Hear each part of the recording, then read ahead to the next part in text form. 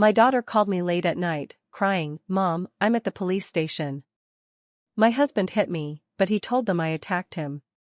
They believe him, not me.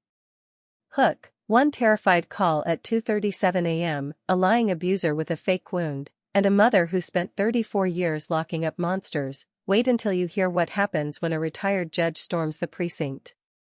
This real-life story will shock you to your core. When I walked in, the officer looked at me, turned pale, and said, "Ma'am, we didn't know who you were." Hook, he recognized her face from the bench that once saved his own sister. Now the tables are turning faster than you can imagine. Keep listening to Real Life Story, because justice is about to hit like a freight train. The phone vibrated at 2:37 in the morning. Skylar's voice cut through the darkness like a choked cry. "Mom, I'm at the precinct. My husband hit me and then filed a report saying I attacked him. They believe him, not me." I closed my eyes, took a deep breath, and then she said something that made my entire body tense up. "There's an officer on duty here. He's nervous. He keeps looking at me like he knows me." I sprang out of bed without thinking, without turning on lights, without losing a second. I started the car and the empty streets became a black blur beneath my tires. Skylar was still on the line, her breathing ragged, her weeping suppressed. "Darius has a cut on his arm, Mom. He told them I attacked him with a knife. There's blood on his shirt. He looks like the perfect victim." I gripped the steering wheel until my knuckles turned white. I knew that scene. I had seen it 1,000 times. The abuser turned victim. The victim turned criminal. But I never thought I would hear those words come from my own daughter. "Which precinct?" I asked, and my voice came out like cold steel. "10th Street, she replied through sobs. "10th Street? My heart skipped a beat. That precinct, that district. I sped up. The red light meant nothing. I blew through it. The streets of the sleeping city had no right to stop me. Not tonight. Not when my daughter was trapped in a holding room while her abuser walked free with a fake wound and a well-rehearsed story. I arrived in 12 minutes. It should have taken 20. I didn't care. I double-parked right in front of the entrance. The precinct's fluorescent lights sliced through the night like white knives. I pushed open the glass door. The air inside smelled of stale coffee and fear. A young officer was behind the desk.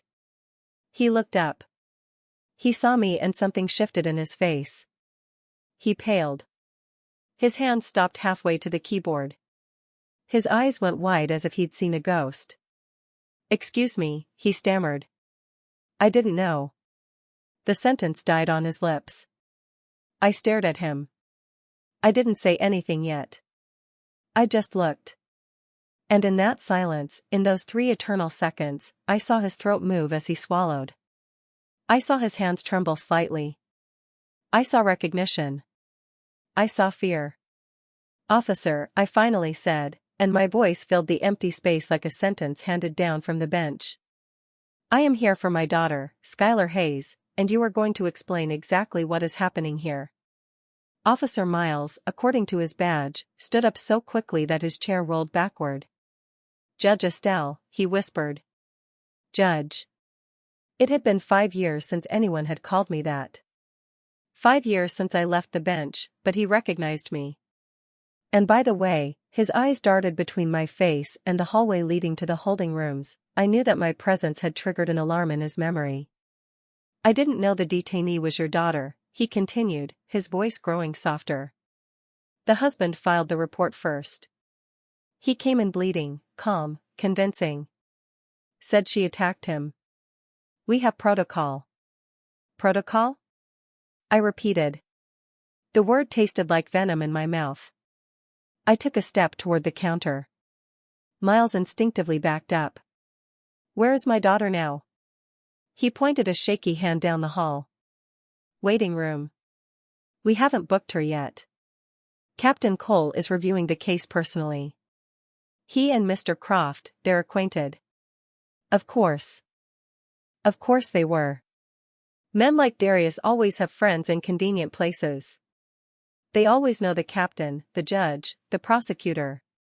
They always have a network that protects them while their victims drown. Take me to her, I ordered. Miles hesitated. He looked toward a closed door at the end of the hall. Behind that door were the captain and probably Darius, playing imaginary golf with words, sealing the official version of events, deciding Skylar's fate while she waited alone, frightened, not understanding how her life had turned into this nightmare. Now, officer, I insisted, and this time it was not a request. Miles nodded. He led me down the hall. Our footsteps echoed against the gray walls. Every sound reminded me of the thousands of hallways I'd walked, the thousands of cases, the thousands of women. But I never imagined I'd walk this hall for my own daughter. Miles opened a door and there was Skylar, sitting in a plastic chair, hunched over herself, hugging her knees. She looked up when we entered. Her eyes were swollen, red, empty of hope. But when she saw me, something shattered on her face. Mom, she whispered, and she rose, stumbling. She ran toward me. I held her as she collapsed into my arms. I felt her body trembling. I felt every sob that shook her chest, and I felt something else, something that chilled my blood. Bruises. As she clung to me under the sleeve of her sweater, I saw the dark edge of an old contusion, not from tonight, but from days, perhaps weeks ago. I gently pulled the fabric away. Skylar tried to cover up, but it was too late. I saw the bruises creeping up her arm like a map of violence, finger marks, dark lines where someone had held her tight many times. Skylar, I whispered, and my voice broke for the first time. How long? She shook her head. Tears streamed down her face. I couldn't tell you, Mom. I couldn't. You were a judge your whole life helping women like me. I didn't want you to think I'd failed, that I was stupid, that I didn't see the signs. I closed my eyes. The pain in her voice was unbearable. I held her tighter. You didn't fail, I told her into her ear. He failed.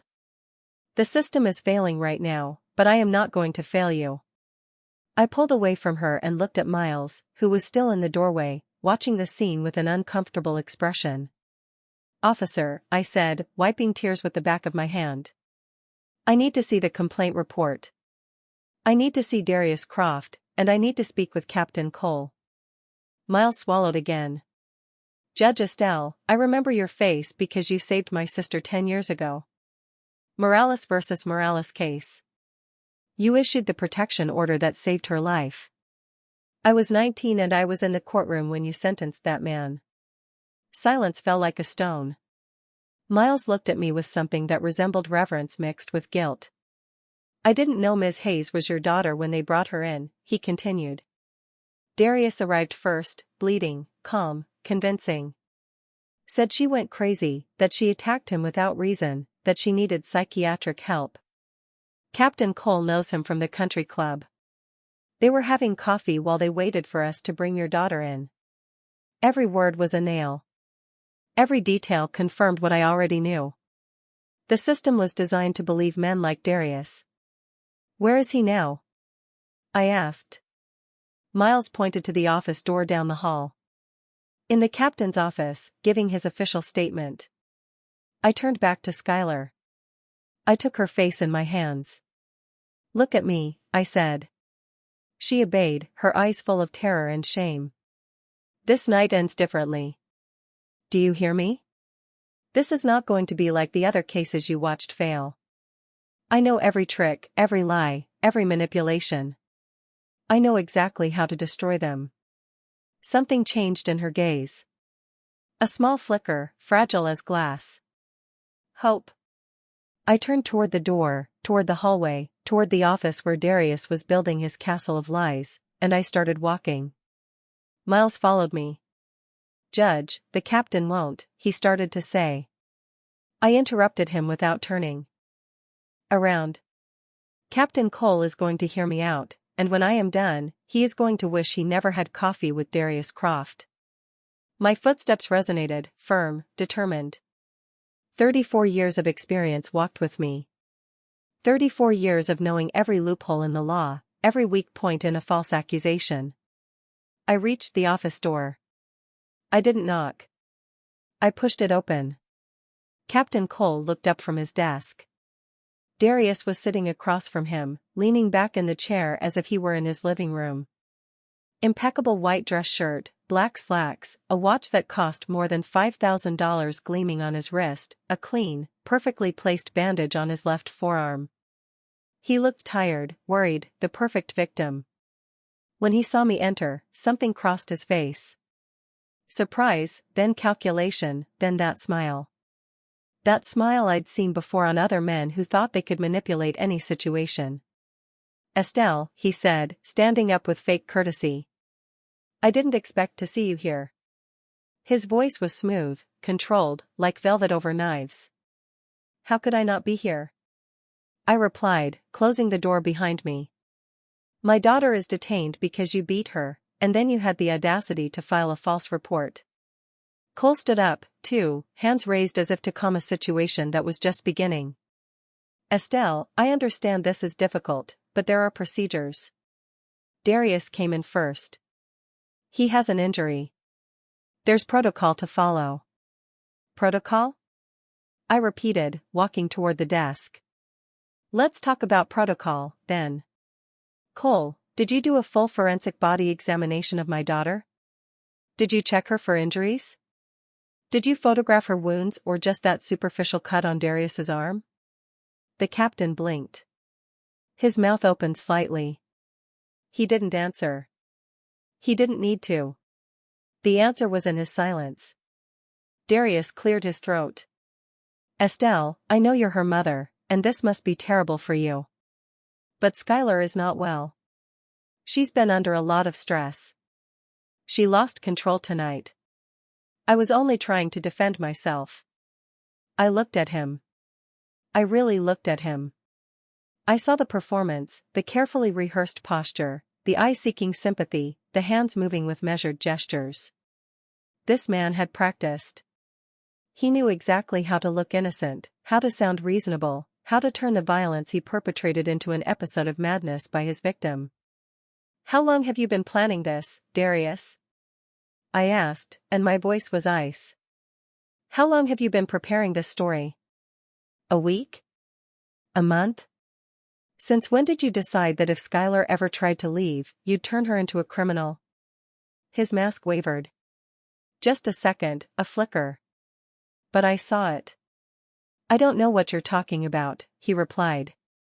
Now his voice had an edge. "I'm here because my wife attacked me with a knife. I have the injury. I have witnesses who heard the commotion. I have the right to file a report." I stepped closer. Cole tried to intervene, but I ignored him. "Witnesses?" I said. "Which witnesses, Darius? The neighbors who called the police? The same ones who have heard screaming coming from your condo for months. Those witnesses." The color drained from his face barely, almost imperceptibly, but it was there. "The neighbors have nothing to do with this," he stammered. I smiled. It was not a kind smile. "Oh, but they do have everything to do with it. Because when Miles goes to take their statements, they are going to tell a very different story from yours. They're going to talk about the nights they heard Skylar begging you to stop. They're going to talk about the pounding against the walls, the broken dishes, the day they saw her with a black eye, and you said she had fallen down." Darius sat down. The mask was starting to crack. Cole cleared his throat. "Estelle, I appreciate your concern, but this is not a courtroom. You can't just come in here and interrogate." "I can't." I cut him off, turning to face him. "Cole, I've known you for 20 years. We shared cases. We worked together when you were just an officer. So, I'm going to tell you something I hope you remember. If you process my daughter without doing a complete investigation, without examining her, without taking statements from all the witnesses, I will sue you personally, and then I will make sure every judge, every prosecutor, every officer in this city knows that you let your friendship with an abuser cloud your judgment." The silence in that office was absolute. Cole stared at me, his eyes wide. Darius had lost all composure. His jaw was tense. His hands were gripping the armrests of the chair. "This is intimidation," he hissed. "No," I replied calmly. "This is justice. Something you have avoided for a long time." I turned back to Miles, who was still in the doorway. "Officer, I need you to do something for me. I need you to take Skylar to the hospital right now. Full forensic body exam, photographs of all her injuries, collection of evidence." Miles nodded immediately. "Yes, Judge.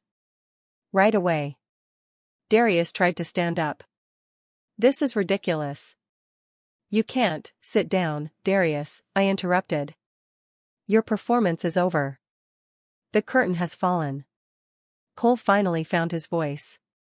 "Estelle, perhaps we should all calm down and—" "No," I said, turning to him. "We are not going to calm down. We are going to do things right for once. Starting now. Miles, take my daughter to the hospital. And while you're at it, send a patrol to the neighbors for statements. All of them." Cole opened his mouth to protest, but something in my eyes made him close it again. He knew I wasn't bluffing. He knew my reputation. He knew that if I said I would destroy him, I would. Darius slumped in his chair. The perfect victim mask had shattered completely. He looked small, pathetic, exactly what he was. A coward who beat women and then cried when confronted. I left the office without another word. Miles was already helping Skylar put on her coat. "We're going now," he said softly. "Thank you," Skylar whispered to me. I kissed her forehead. "This is just the beginning, my love. The night is over. The nightmare ends here." At the hospital, the forensic exam revealed everything. Multiple bruises in different stages of healing. Finger marks on her arms, neck, thighs. Old fractures that had never been treated. Defensive wounds on her hands. The doctor, a woman with kind eyes and a firm voice, documented everything. "This is not the first time," she said quietly. "This has been going on for years." Skylar nodded, tears falling silently. I held her hand while they took photographs, collected samples, wrote reports. Every click of the camera was another nail in Darius's coffin. When we left the hospital, dawn was breaking. The city was waking up. Skylar was exhausted but calmer. Miles drove us home. He stopped in front of my house. "Judge," he said before we got out. "I'm sorry. For everything." "You don't need to apologize," I replied. "You did the right thing in the end. That's what matters." He nodded. "Your sister, Morales, she's doing well now. Married, 2 kids. She still talks about you. Tell her I said hello." I smiled. "I will." Skylar and I entered the house. I made her tea, tucked her into the guest room, sat beside her until she fell asleep. Only then did I allow myself to cry. Silent tears for everything my daughter had endured alone. For the years she had hidden the truth out of shame. For the system that had almost failed her again. But the tears were also of relief. Because I had arrived in time. Because the recordings existed. Because Miles had recognized me. Because the truth, when spoken loudly enough, could still win. The next few weeks were a whirlwind. The neighbors' statements confirmed everything. Multiple calls to the police over the years for domestic disturbances. Reports of screaming, objects breaking, a woman crying. Darius's arrest warrant was issued the same day. He was arrested at his office, in front of all his colleagues. The perfect image shattered forever. Skylar filed for divorce the next day. I helped her with the papers. We requested an emergency protection order. Granted immediately. Darius tried to fight, of course. He hired the best lawyer money could buy.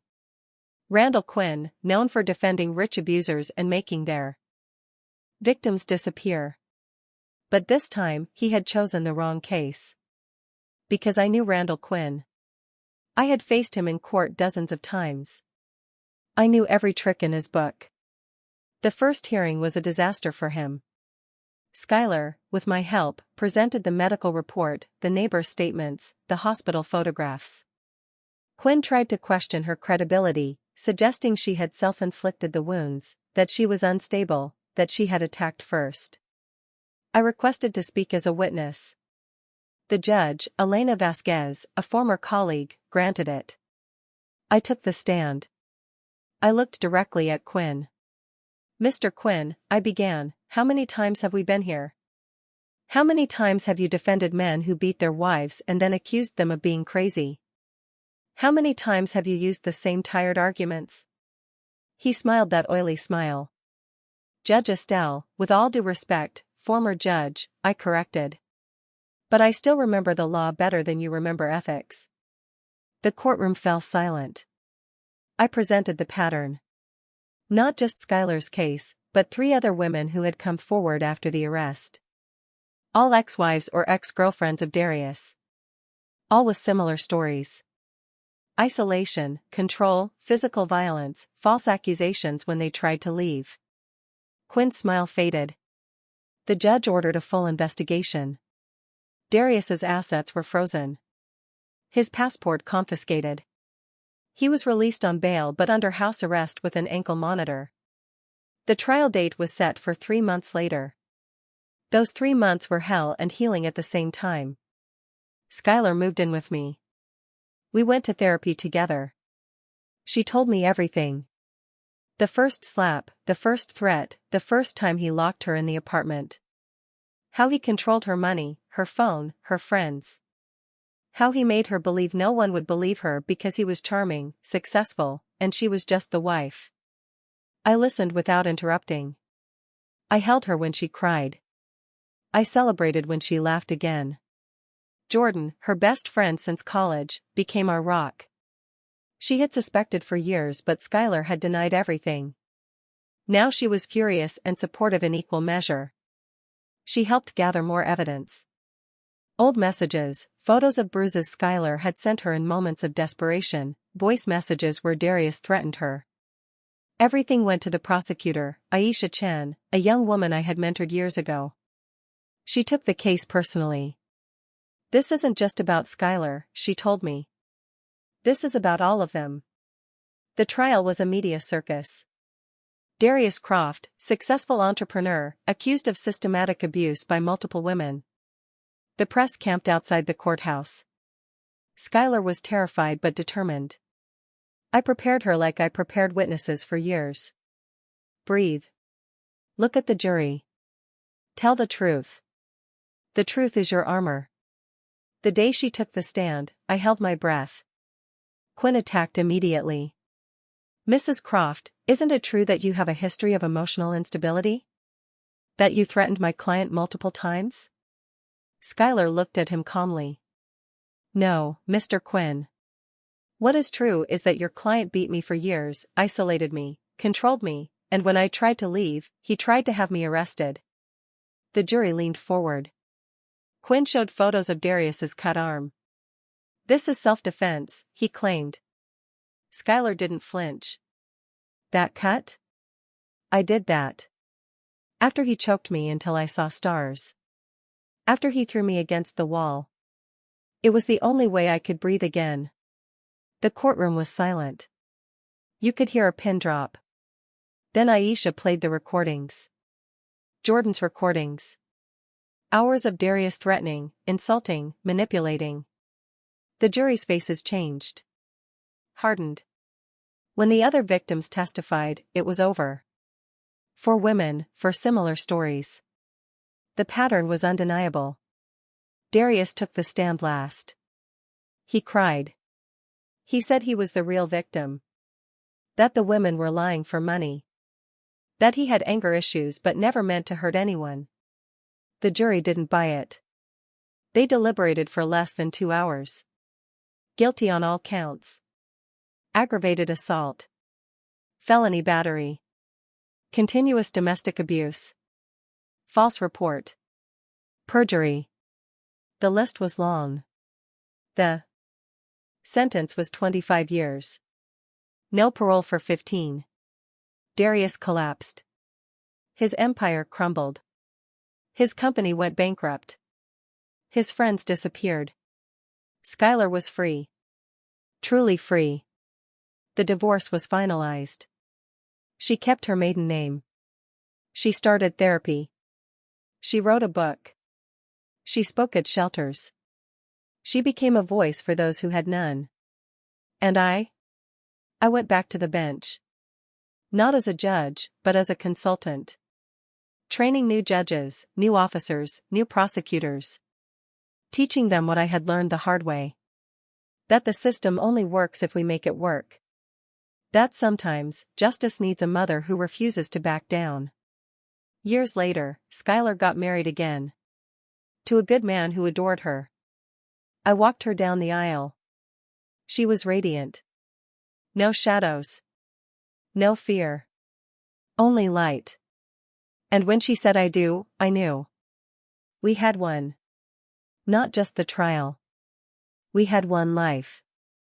If this real life story hit you hard, smash that like button, subscribe to Real Life Story, and tell us in the comments, what would you do if your child called you from the precinct? Drop a 1 if you'd fight like a lion too. Thanks for watching Real Life Story, see you in the next one.